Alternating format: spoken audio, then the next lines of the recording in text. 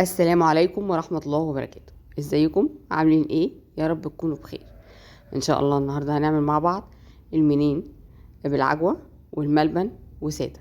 اتمنى ينول اعجابكم ان شاء الله. المقادير اللي معانا: بسم الله الرحمن الرحيم. 2 كيلو من الدقيق منخولين نخل كويس جدا، معايا كوبايتين من اللبن رايب، كوباية من السكر، معلقة كبيرة ونص من الخميرة الفورية، وربع معلقة من البيكنج باودر، كيلو من السمنة او الزبدة على السمنة، مسيحاهم على النار مجرد تسييح عادي. معايا للحشو، ومعايا طبعا ذرة من الملح، ومعلقة صغيرة من الخل، ومعايا شوية من السمسم. معايا هنا للحشو عجوة وملبن. والعجوة هنا انا كان بلح رطب وانا اللي عملته عجوة، ممكن ترجعوا للطريقة في الفيديوهات السابقة. هنا هجيب كوبايتين اللبن رايب، احط عليهم كوباية السكر وذرة الملح، اقلبهم كويس جدا عشان يدوب السكر والملح مع اللبن. هجيب بقى الخميرة الفورية، احط معلقة ونص من الخميرة الفورية، ربع معلقة من البيكنج باودر على الدقيق، واقلبهم كويس كده مع بعض. هنزل بالسمنة طبعا انا بعد ما سيحتها. ده كيلو من السمنة على 2 كيلو من الدقيق، يعني كل كيلو دقيق له نص كيلو من السمنة. تعملي بقى سمنة على زيت، سمنة على زبدة، المتاح عندك اعملي بيه. تمام. هنفركها براحة الايد بالشكل ده شوية كده، حوالي 10 دقايق ولا حاجة. وبعد كده ننزل بالحليب او باللبن الرايب ده حبة بحبة. تمام بالشكل ده، مع الزيادة والنقصان. يعني هو ممكن يحتاج اكتر من كده كمان، وممكن ما ياخدش الكمية كلها، فحسب الدقيق هيشرب ايه وقد ايه من السوائل. تمام. هننزل بيه حبة بحبة، مع ان احنا نعمل التفتيح بالشكل ده، ايد راحة وايد جاية بالشكل اللي حضراتكم شايفينه ده.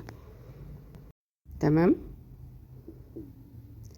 هنتأكد بقى بعد كده نلم العجينة ونحس انها ناعمة في ايدينا، ونعمل فيها اختبار في النص كده، ما شققتش، تبقى هي كده كويسة الحمد لله. نبدأ شغل فيها بقى. عملت العجوة والملبن، هعملهم صوابع بالشكل ده عشان يسهل عليا بس عملية التشكيل. هجيب قطعة من العجينة وافردها رول بالشكل ده، وابططها تبطيطة خفيفة كده. ده هعمله سادة. تمام. وهاخده بقى واروح مقطعه. عندك بقى عجلة قطعي بيها، السكينة قطعي بيها، برضو المتاح عندك اعملي بيه. هي بس ميزة العجلة انها بتدي للحروف كده شكل، فبيديله شكل احلى بس مش اكتر يعني. فالسكينة لو متاحة مش مفيش مشاكل. تمام بالشكل اللي حضراتكم شايفينه ده. هنرصه في الصينية، نخلص صاج صاج. يعني السادة نحطه في صاج لوحده، العجوة في صاج لوحده، بهذا الشكل. تمام. ده بقى هنعمله بالملبن. برضه هنجيب قطعة من العجين نفردها رول ونبططها بالشكل ده، وبعدين نحط فيها الملبن ونلف زي ما حضراتكم شايفين كده بالظبط. هنعمل عجوة بنفس الطريقة. تمام. هنفرده رول وبعدين نبططه ونقطع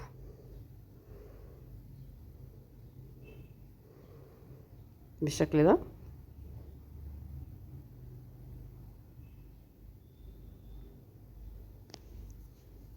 هروح مبططاه ومقطعاه، كل صاج زي ما قلت لحضراتكم يبقى لوحده عشان التسوية متختلفش. بس بالنسبة للعجوة هنعملها بنفس الطريقة برضو.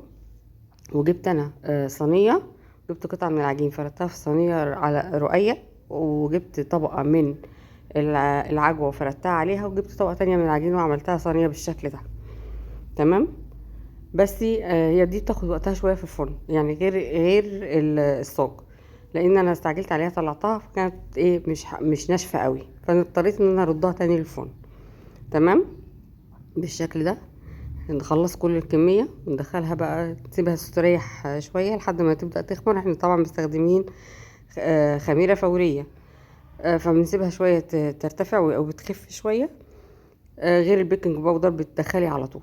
البيكنج باودر بصراحة انا بفضله، يعني ما بتاخديش وقت بقى، بتخلصي تدخلي الفرن على طول. تمام كده. الصينية بعد ما طلعت وكده، القراقيش سادة وقراقيش بملبن، وربنا يحسن ما بين ايدينا وايديكم يا رب. وان شاء الله الفيديو ينول اعجابكم، بسيط بس ان شاء الله ينول اعجابكم. واتمنى لو وصلتوا معايا لحد كده ما تنسونيش في اللايك والاشتراك.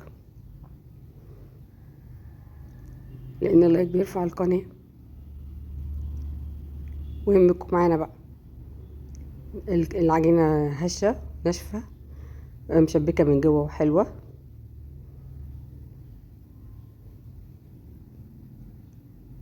اتمنى ينول اعجابكم، والى اللقاء في فيديو جديد.